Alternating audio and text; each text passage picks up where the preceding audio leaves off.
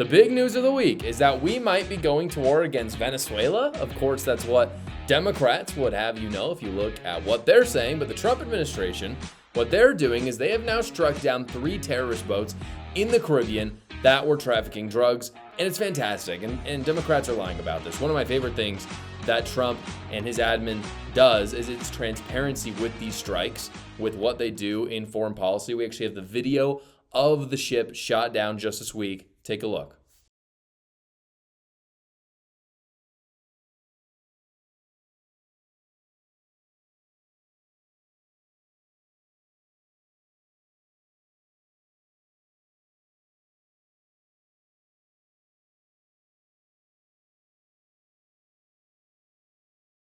So for those of you just listening and you couldn't see it, it was a clear shot of a small tactical boat. It was basically blown to smithereens before anyone even knew it was happening. I mean, you would not even be able to think before that explosion went off, which is fantastic because it is how the U.S. military should be operated.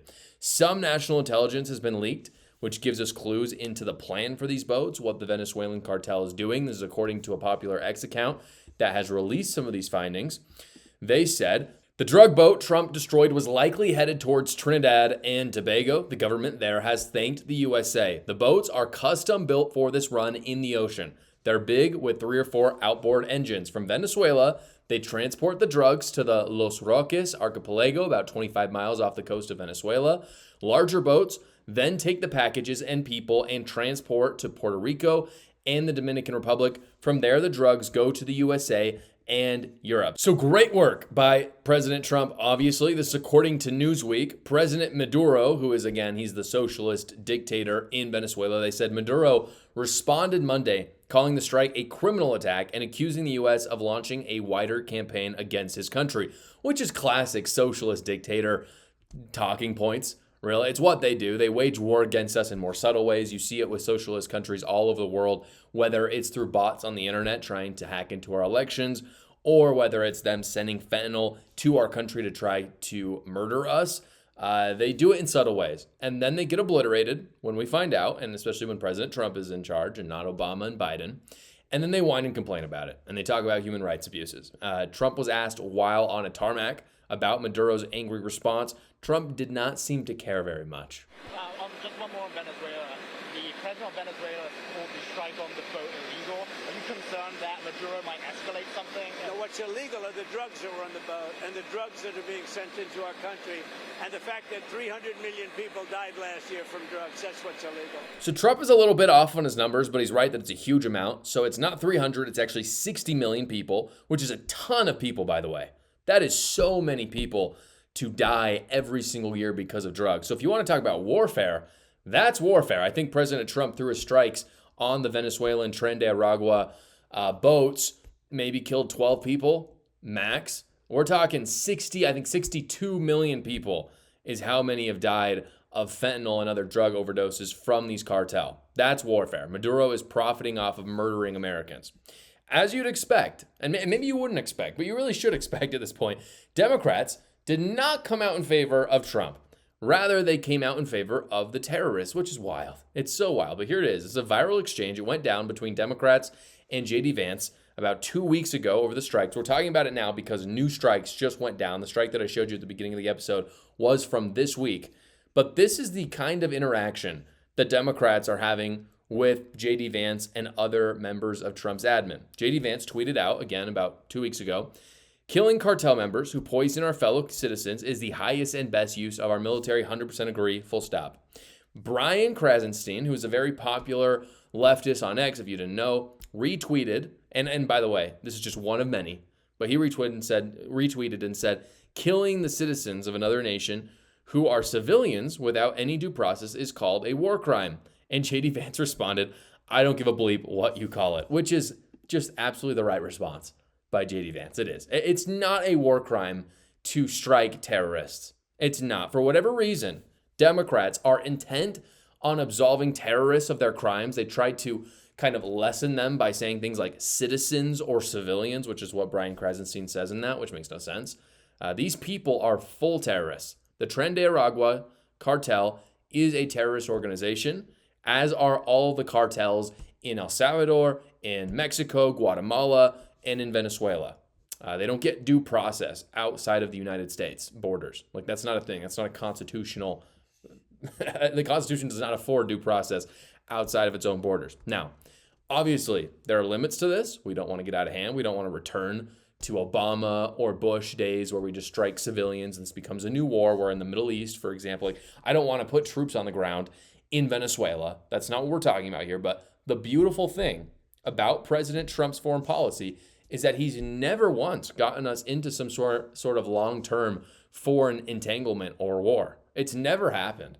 And there's obviously the left is doing this. We can expect that. But there's a small faction on the right that is talking about and being very critical of President Trump for these strikes, acting like he's going to get us in some sort of long-term war. I don't know why they would think that, because he's been president now for 5 years and he's never done it once. There's no evidence that he's ever wanted to do it. And so what he's doing here is no different. He has designated the Tren de Aragua cartel, which unfortunately we have a huge problem with here in Utah, where I live. So I know full well how evil these people can be. And they were led in through Biden's border policies. But he designated them a terrorist organization, and he is targeting them. It's that simple. And he's doing it at home with ICE, and he's even doing it abroad with these people who are trying to traffic fentanyl into our country through Puerto Rico. The reason that they are a terrorist organization is, again, because they are murdering Americans with fentanyl. It's not like they're just being mean guys, or even that they're attacking our allies. I think there's an argument that could be made that we should take out terrorists that hurt our allies. There's also an argument that can be made that would be, no, those are our allies. We like them. We can maybe share intel with them, but they need to do the striking. I think both of those arguments are fine. I think they're both understandable, but that's not what's happening here. What we're seeing here is that they are attacking us. So why in the world would we allow them to exist? How is that America first to just let Tren de Aragua terrorists hurt Americans? And there's, again, this restraint part of the MAGA movement who is trying to tell Trump to not do this. But again, if we don't attack our enemies when they're directly attacking us, then what is foreign policy even for? That's zero foreign policy. That's nothing. That's crazy. That's as crazy as having an open border. And that's what we had. And we rejected that. So I think we should reject that part of MAGA who is saying these ridiculous things. And I'm not going to name names today, but there's a lot of popular people out there saying ridiculous things about this. Also, it's a double whammy because, as I talked about, our allies are quite happy about it. You've got Trinidad and Tobago who love this because it also protects them. So it's a win-win. It's good for our allies. It's good for America. Obviously, the top priority is America, but if we help the allies along the way, all the better. A reporter asked Trump why he's being so aggressive with Venezuela right now. I think he had a fantastic answer. Take a look. Well, I would say this right away. Stop sending Tren de Aragua into the United States. Stop sending drugs into the United States. We knocked off actually 3 boats, not 2, but you saw 2. I would say to him very strongly, stop sending people from your prisons into our country. They're sending their prisoners. They've done that already. So as I mentioned, the problem we're having here in Utah is that Venezuela sent their prisoners here to America. That is true, and that is war.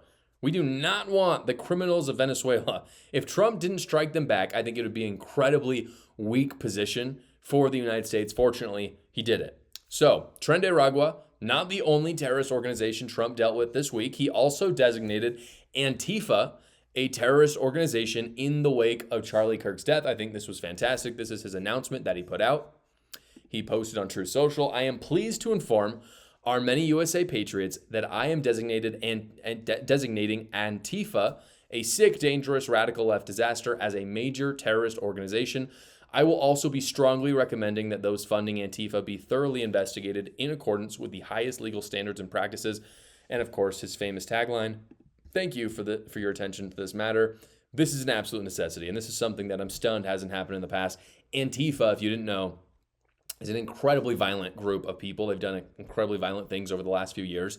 A lot of people on the left claim that they are a decentralized organization, meaning it's just isolated things, but there's a lot of evidence that that is not true. There have been dozens of events that have resulted in a lot of violence and clearly been funded and coordinated. These are just a few examples from the CSIS website. In July 2019, you had a guy named Willem Van Spronsen who described himself as an Antifa supporter who attacked an ICE detention facility, used Molotov cocktails, and tried to ignite a propane tank. and he was ultimately killed by police. In August of 2020, you had this guy named Michael Raynell, I think was his name, self-identified Antifa, unfortunately shot and killed a member of a far-right group. Protests, there have been many protests over the U.S., from UC Berkeley to Portland. You also had a famous case where a journalist named Andy Ngo was attacked by a group while covering protests. He was chased out. Media reports noted confrontations between him and Antifa members, and ultimately he was, beaten pretty mercilessly. It was all over the news. So again, those are just a few examples. Antifa certainly was present at Charlie Kirk's assassination. The FBI is actually looking into reports that they were involved right now. We know that there were some radical LGBTQ groups that were involved in potentially inspiring the shooter. We don't know if Antifa was one of those groups, but we know there were a lot of hecklers, and I guarantee they were part of Antifa subchats and discords, as I'm sure the FBI will release very shortly. The craziest part, though, is through all of this, through Tren de Aragua, through Antifa, leftists still came out and were outraged when Trump made the designation. They just love the terrorists. These people will literally defend terrorists so long as Donald Trump has decided to attack them. So it's one of, I think, the greatest mental illnesses we have ever seen, and I think it will be studied for generations. The progressive left is a cult. I talk all about it in my book, A New Cult. Go check it out right now on Amazon. I talk about a lot of things that big tech won't let me talk about, but it's all there. It's a really fun read. I had a great time writing it. The link is in the description below. Thank you so much for watching this episode, everybody. Please like the video so other great patriots will be able to see it, and you can tune in every single weekday at 6 p.m. Eastern for the live show, or you can watch another video right here.